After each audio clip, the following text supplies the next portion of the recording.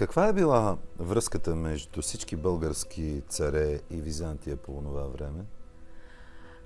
Византия проявява една двойственост, която за съвременния читател изглежда странна. От една страна, на чисто идеологическо ниво, тя никога не признава българската независимост. Чакайте. Как така? Ние съжителстваме с тях векове наред и те никога не признават българската държава. На теоретично, идеологическо ниво.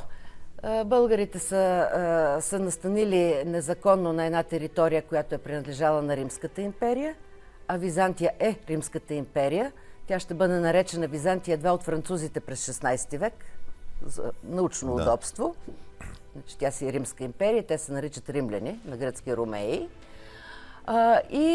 Българите са се настанили незаконно, затова тези земи легитимно си принадлежат на Василевса в Константинопол, от което следва, че тая държава няма как да се признае и че всички войни, които българи и византийци са водили в средновековието, няма как реално да бъдат признати дори за войни.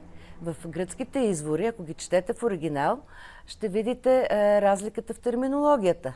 Войните, които Византия води с арабите, са означени с гръцката дума полемос – война, а тези, които води с България, са означени с думата апостасис, което е въоръжен метеж или бунт на някакъв васал срещу легитимния му сюзерен.